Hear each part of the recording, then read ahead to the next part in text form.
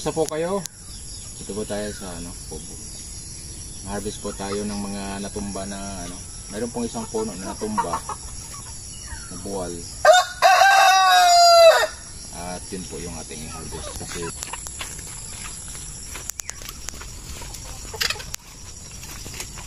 ito natumba.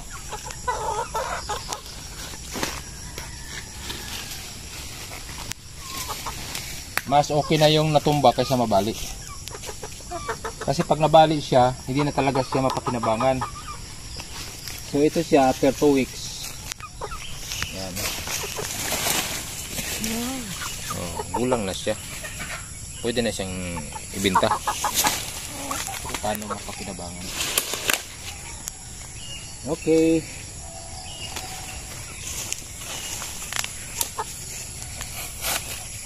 Yun. Uy, labag. Bakit itong mga manok?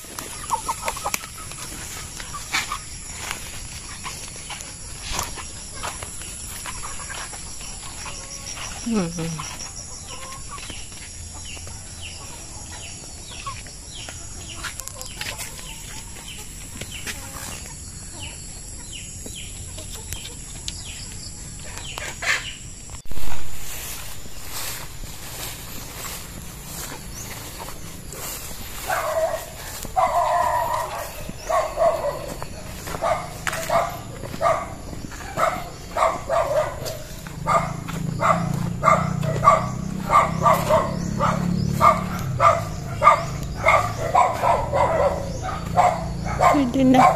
Pwede na. Pwede na, no?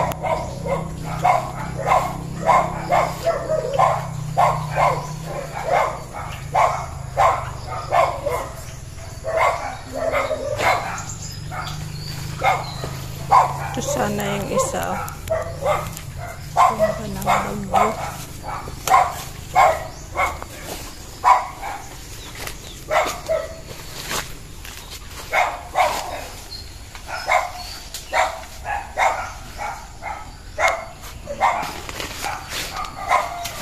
Ay, tangkad.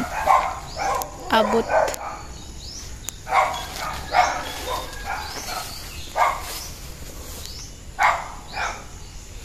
Saan niya sabi mong malaki? Ayun, nandoon.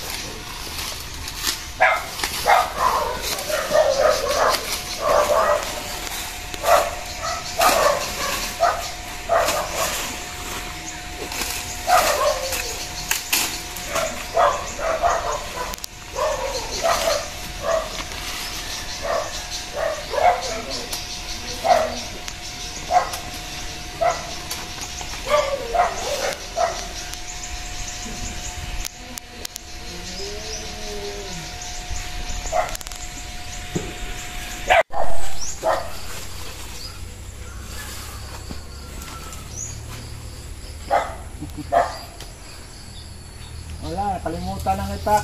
Ito meron ko dito. Itak daw. Hiram tayo. Hiram sa kapitbahay si ano.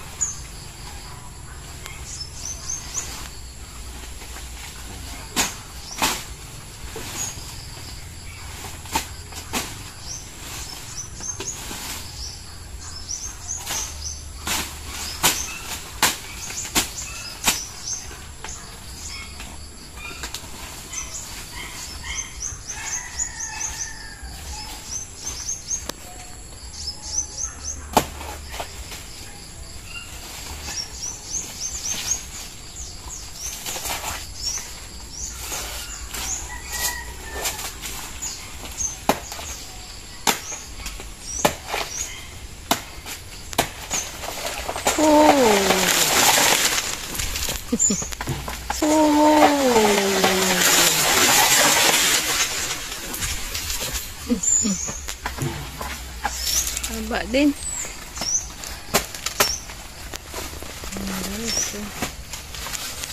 Mga ilang sapad yan.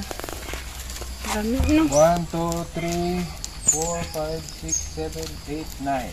9. 9.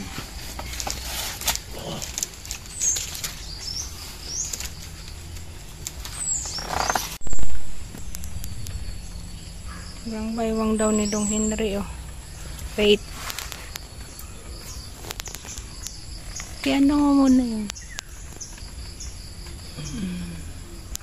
Haba, guys.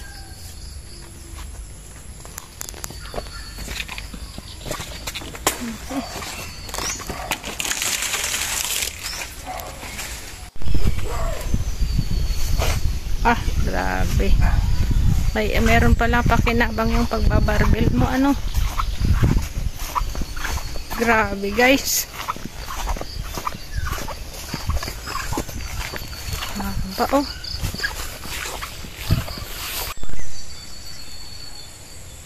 Tayo din tayo.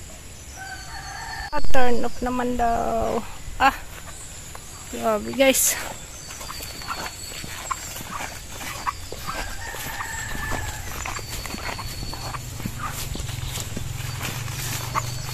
Dito na. Ha? Dito na ano? Kubo. Nadadala mo ba kaagad? Ganda din dyan. Ano natin? Ha? Isapad? Tilo na lang saan isapad ka. Kikiluhin ko yan na hiwalay para alam. Hirap, guys, ng daan, guys. Ay!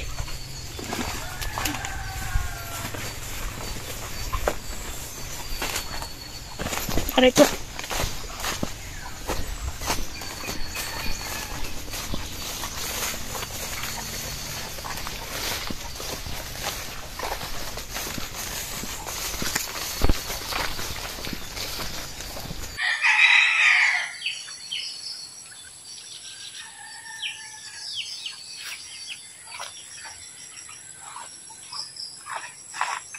Ay! Grabing laki niyan dong, ah.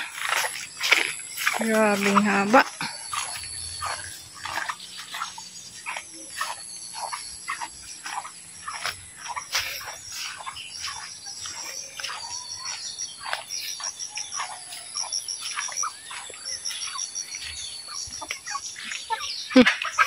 Yan po, oh, ang pagkakaiba nila. Yang isa, yan lang, pero itong isa, ayan, napakahaba talaga.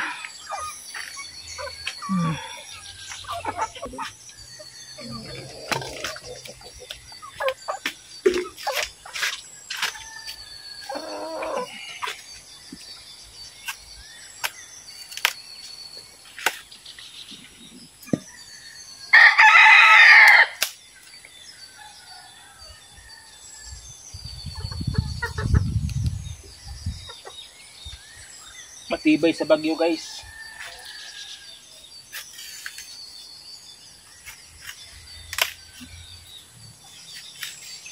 Kapal-kapalan mo pa yung ano niya. Lalim-laliman niya. Oh.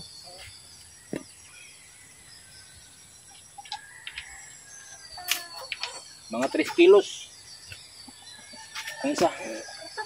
Yung pagsipi mo laliman.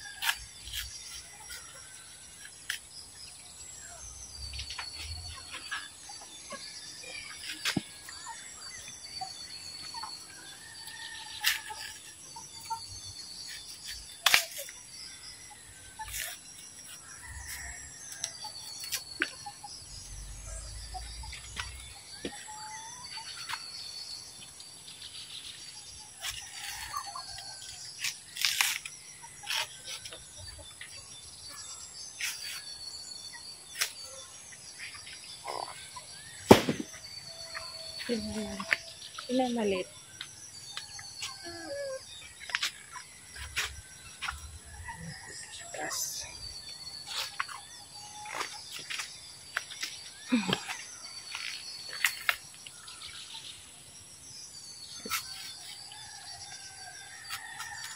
Ito ang survivor ng bagyo.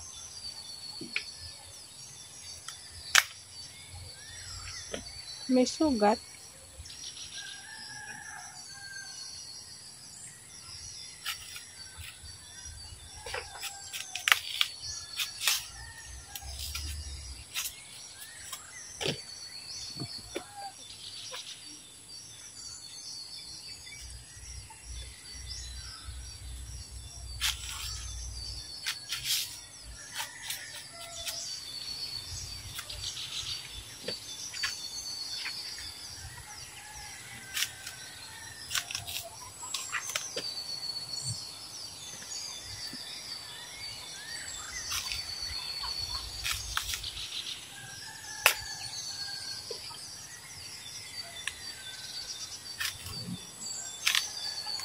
One, two, three, four.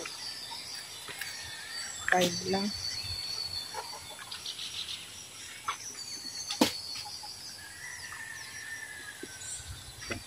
Ito. Yan.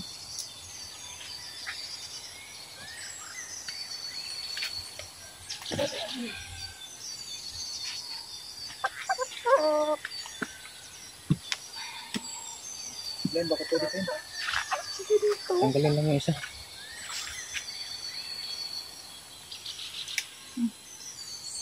Tanggal.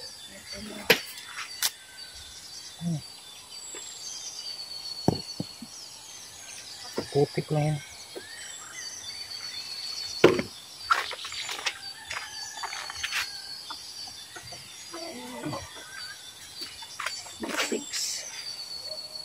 Yan.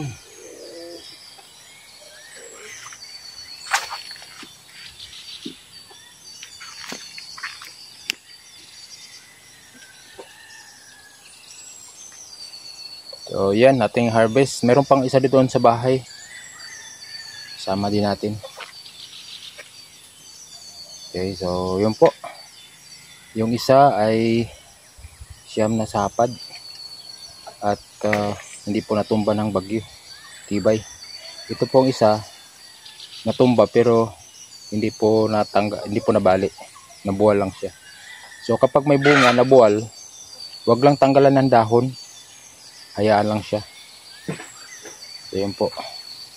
So may mga nagsasabi na ano po, dapat laliman. Actually may mga advantages, disadvantages din lahat, ano. Ang maganda pag malalim, siyempre matibay siya. Hindi siya matumba. Kaya lang pag may bunga siya, hindi siya matutumba pero mababali siya. So mas hindi tuloy siya mapakinabangan. So yung nabubuwal naman, kapag may bunga, advantage po yun siya. Kasi mapakinabangan pa rin kahit may bunga. Kahit natumba, may bunga, basta hindi lang siya nabali at mayroon pa po siyang ugat, mapakinabangan pa rin siya. At para naman po sa may mga nagsasabi na tanggalan ng dahon, may parating na bagyo. So hindi po talaga yan matumba kasi wala na siyang dahon. Ang dahon kasi ang nagdadala ng pag-uga ng puno. Kaya lang po, pag may bunga po siya, okay lang kung malapit na siyang harvestin, okay lang tanggalan ng dahon. Pero kapag bago lang siya natanggalan ng puso, tapos tanggalan mo siya ng dahon, kung mapapansin nyo po, hindi na po lalaki yung bunga. Oo. So, subok na po yan. Pero siyempre, hindi talaga matumba. Pero ito po, tumba po ito, kaya lang hindi nabali. Maganda po, dahil hindi po siya nabali. Oo. Nabuwal lang siya. Kaya po, napakinabangan pa natin. So, isang maganda din, na hindi masyadong malalim, pag may bunga, matumba siya, mapakinabangan siya. Kahit pa bagong tanggal ng puso, tapos natumbal lang siya, ang gagawin lang po ay huwag tanggalin ang dahon. Kagaya nito, hindi namin tinanggal ang dahon. Kasi ang dahon po ang nagbibigay po ng lusog sa sa bunga. Yun po. Pag hindi malusog ang dahon, hindi po malusog ang bunga. Sa totoo lang po, yung mga ginagawa namin sa Mindanao, pinapataba namin yung dahon. So nag-i-spray po tayo ng gamot, fertilizer, foliar, like for example foliar, para po sa dahon, para po maiwasan po yung pagkapunit-punit ng dahon. Po. So halimbawa, kapag ang isang dahon ay punit-punit, ayun, ay hindi po malusog ang bunga. So iniiwasan po natin na mapunit-punit yung mga dahon. So sa pamagitan ng paglagay ng pataba sa dahon, nag-spray po sa dahon para magiging matibay, at yun po ay makapagbibigay ng lusog ng bunga, bilog na bilog at mabigat. So yun po, maraming pong salamat sa inyo pong mga panonood. At kung meron tayong mga katanungan, pwede po kayo mag-comment sa baba, at kung may mga karanasan din po kayo, pwede po nating ibahagi sa iba. God bless po, bye bye.